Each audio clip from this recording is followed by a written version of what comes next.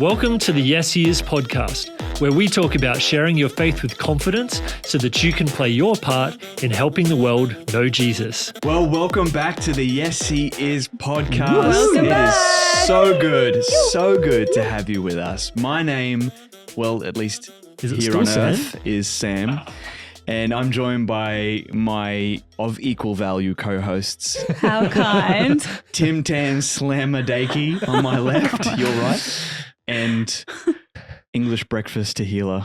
Hi. Oh, that's beautiful. English, I was thinking tea. Yeah, I get tea. it. Tehila, English breakfast tea. Yeah, It didn't, yeah, I that get it. wasn't as good as Tim Tam Slamadaki. I No, I know. like it. He But they're takes the both cake. in the same realm Yes, of tea metaphors and bickies. as like tea, biscuits. It's sort of like morning tea. Yes, tea. Now I'm hungry. Tea and Bickies.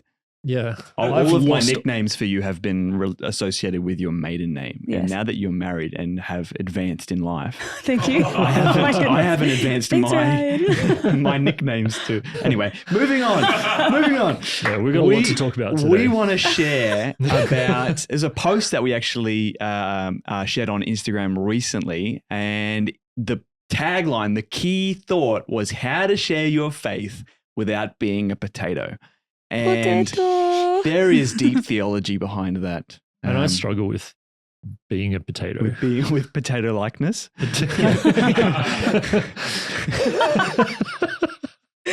Wow. Wow. Yes, you is really, my short answer. you really mashed your words just I now. did. That's right. I was trying to think of. Wait, I'm something's just coming. hungry now, you guys. Something like would fries with that. His potato fries. Mm, This is taking way keep too working long. on that. You I'll keep working on I'll that. come back to you by the end of the episode. the key idea behind how to share your faith without being a potato is that was a marketing strategy. But Oh, the key idea was sharing your faith story.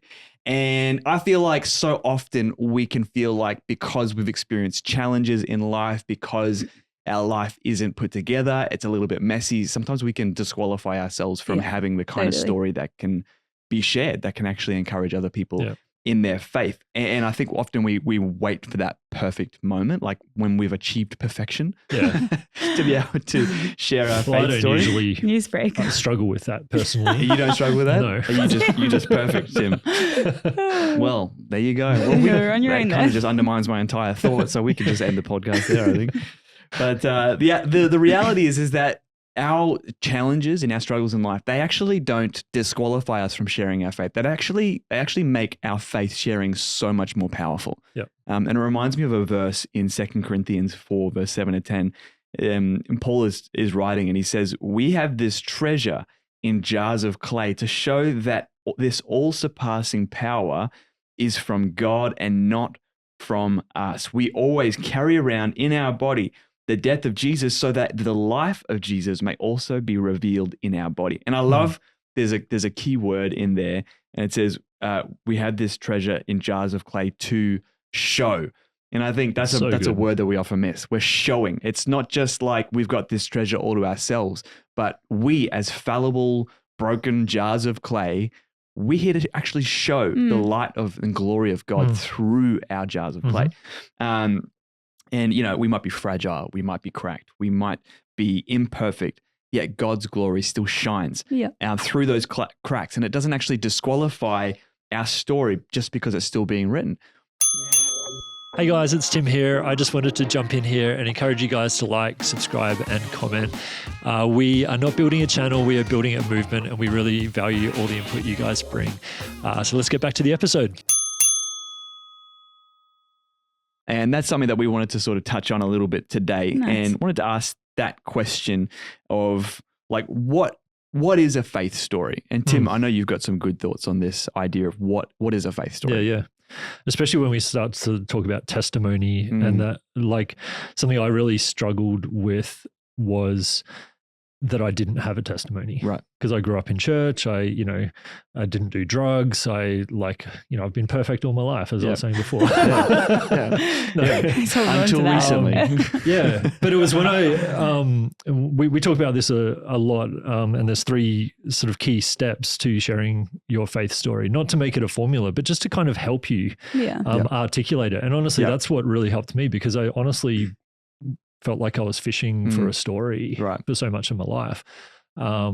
But when I actually thought about these 3 steps, I was like, oh man, these are so great because it's Yeah, not right. just applicable to when, you know, I had a moment of salvation, which again, for me that was more like a journey. It wasn't like I had this bolt from the blue.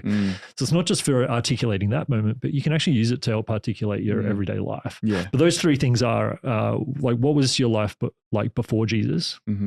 How did you meet Jesus? Yeah. And what is life like now that you know Jesus? Great questions. And so before Jesus, like the example for me was I was lonely. Like I actually knew Jesus, but this is describing the moment that Jesus really started to have traction in my life, which is actually the most meaningful moment for people. Yeah. You can say that you put your hand up at an altar call, and that's fine. That's sort of how it happened for you, but that's not actually what was necessarily happening in your heart internally. And so for me, I went through this period of like 12 to 18 months when I was in early high school, like year 9, where literally all of my friends left me, and I would just walk around the school at lunchtime by myself. I know it was actually a really sad time in my life, and I was genuinely lonely. And I'd heard about Jesus, I knew about Jesus. But for me, that's where Jesus met me. Wow. It was in my loneliness. Yeah. And I really remember this, like how I describe it now is that it was like a fork in the road. Yeah. I can believe what people are telling me and what my experience is telling me about my worth. Or I can believe what I know Jesus has told me and is telling me about my worth. And I was like, man, why would I not choose that? And so that's really what, you know, led me down that path. And obviously things didn't just turn around just like that, but it really did lead to a journey of finding my identity in Jesus rather than what people told about me. And so that was that's my life now, I guess. But my life after Jesus would be that I now, and this is still a struggle from time to time, but I find my worth and my purpose and my identity in who he says I am rather than what the world Love that. It's like, what was life like before Jesus, that moment with Jesus, and then since Jesus? I challenge you to healer. How would you share your faith story? Like if you would, someone said, why do you have faith in Jesus? And they gave you 60 seconds. How would you answer those 3 questions? Yeah, well, that's a challenging one that none of us wants to be challenged with. The clock starts now. For me, I feel like I don't know, everyone's different, but you kind of look at your then and your now and how God is working in your life, because people can go back to like this one moment when what you're saying, like God's done something in my heart and now I've all of a sudden transformed. But a lot of us, it's a journey. A lot of us, it's like you're gradually learning more and more about God, and then it's transforming your inside and your heart. And so for me, like, I don't know, I grew up with a Christian family and they taught me Christian values, and I grew up reading my Bible and doing daily devotion. And from what I can see then is what my family were teaching me is these values, that spending time with the Lord and having my own personal relationship with God now is affecting my decisions and my life now, and trusting that what God's been doing in my life since a kid all the way to now, he's been growing it and transforming me each day. And hopefully I'm always changing and evolving to be more like what God's called me to be. Right. But I think a lot of people try and like go out and get a story, or they think they have to make a mess of their life and then be the prodigal son returning. But we don't have to be nailing like these milestones in life. It's a daily devotion time with God that he's transforming us and helping us to keep growing into the person he's created us to be, like our identity. And I think like a lot of us, I don't know, finding scripture and putting it up on our wall, or finding scripture and meditating on it each day is something that's so valuable, because his word is the transforming thing in our lives. And if people can look at us and see that we're different by the way that we go through trials or tough times, like I think that's the thing that speaks volumes to the world. Like when I'm going through something that's painful or hard or a trial, and I'm not like going down in this deep dark pit of just like just anguish, but they're seeing a level of there's like peace and God's given me hope, and I've got someone to lean on. That's, I think, what speaks value. So what you're saying is like, there's your faith story, you know, that was your then story. Yeah. How, you know, what was life like before Jesus, encountering Jesus, and then since then. But then there's also the now story. Yeah. Like there's things that you're still walking out. There's still challenges, and that even that story has a way of sharing faith with other people. Yeah. I think it's so important because if like the then story, like when like if you weren't following Jesus, had a moment of like coming to faith, and now you're following him, like those stories can often be very powerful. But with all due respect, they get stale. Like you can always share that, but it doesn't have, if you've shared it once with someone and it was powerful, you can't keep necessarily sharing that on and on and on. But the now story, how you're dealing with the ups and downs and inviting people into your everyday life and how Jesus is walking with you in the present, that refreshes every day, every minute.